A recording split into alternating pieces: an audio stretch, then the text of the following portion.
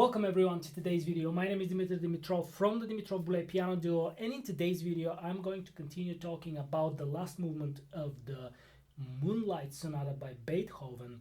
I made a video talking about the beginning of the piece and mentioning and sharing with you a few different things you can do in order to play this better. Now we got a request about bar 9. Someone asked how to play the broken octaves.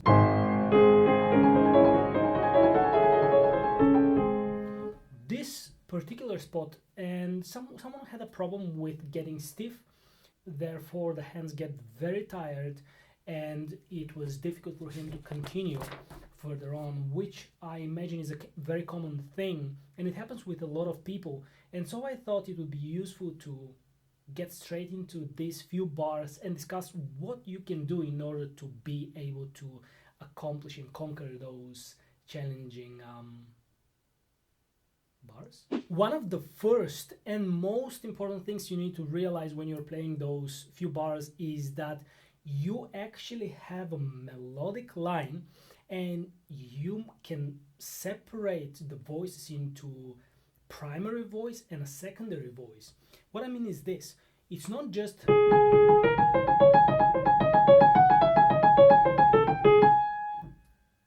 there is actually this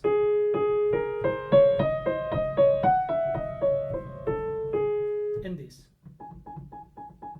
So what I mean by that is, if you balance out properly these two voices, you are going to provide you're going to give your hand much more comfort, and with that comfort is going to come relaxation, and with relaxation you are going to accomplish part of our goal, and that is to be as relaxed as possible. Now keep in mind that that's not gonna disappear completely. You're not going to be suddenly super relaxed.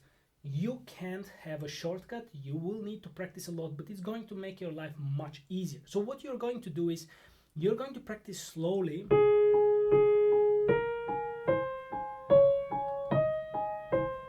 As you can see and as you can hear my repetitive note much softer than the actual voice, the lower voice.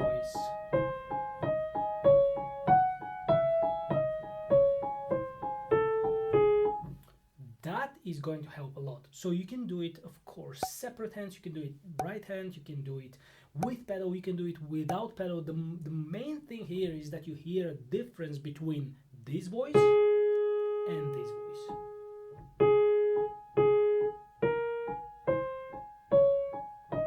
And when you play it together, you can listen for that.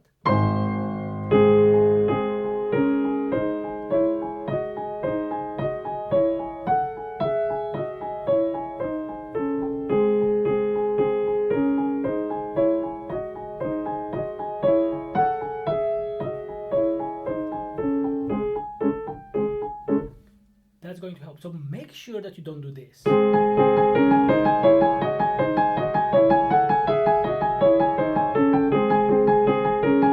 Because this is really a voice that's not that important. It is a feeling voice.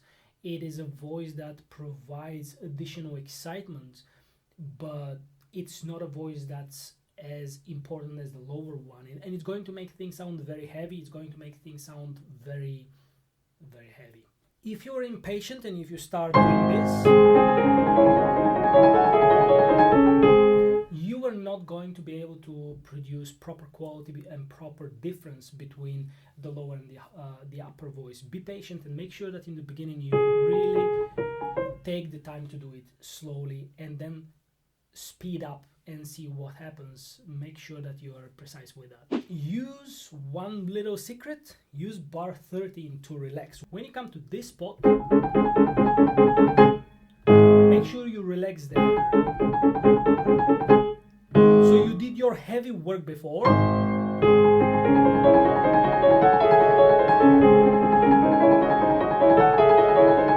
And then you relax. Of course, you have to practice that slowly. Coming from bar 12, you have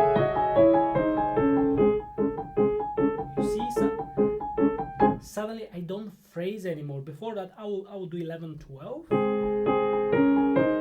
have this emotional line relaxing, and then we have the relaxation for the hands. So we have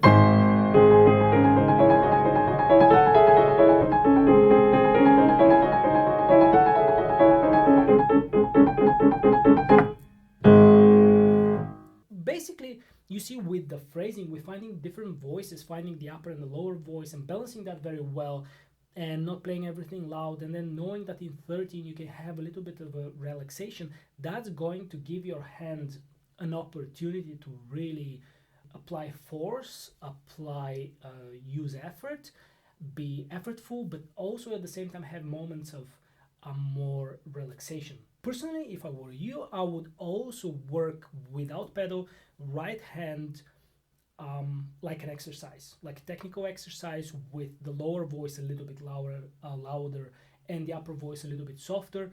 But don't be too emotionally involved, more as an exercise, more as a physical training to the hand, because when you do a lot of repetitions like this,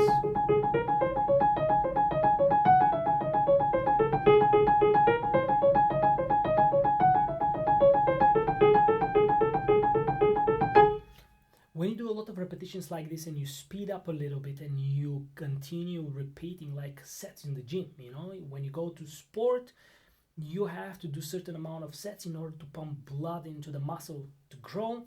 Running outside, for example, right, you have to do it over and over again until you get the condition to be able to last longer. The same is with piano playing. You need to condition your hand in order for the hand to be able to last longer, to be able to play many bars after each other with a similar technique like this, constant 16th notes without any stop. So this is also a physical conditioning. I started with the musical. You need to musically condition yourself in your hands, in your brain, but you also need to condition physically your hands. And that's why I recommend also a lot without pedal, with the idea of slight difference between the voices. Mainly when you're exercising this way, you're going to be focused more on the technical physical conditioning. And you will see that when you have both, when you have the musical balance between the voices, when you combine that with finger fitness training, while with many repetitions, you will notice that in a couple of days and weeks this passage is going to be a little bit easier. Anyway, I think that's going to be enough for this video and for today. I'm 100% sure that if you apply these exercises properly, and if you're patient, and if you start slower and build your way up to a faster tempo, so you really are able actually to listen to what you are doing, I can promise you, I can guarantee you that you will experience a big improvement, and you will feel that it's becoming more and more effortless, these few bars. But you have to be patient and you have to work hard, of course, because Beethoven was just mean. Anyways, thank you so much for watching this video, and thank you each one of you for subscribing to our channel, because it keeps on growing and we're very happy to see more and more people join. And if you have any further questions about this piece or any other piece, as always, feel free to let us know down in the comments below. Follow us on Facebook, Instagram, TikTok, we're there. And as always, for me, recording this video for you was a great pleasure. Thank you so much for being here and watching, and see you soon again.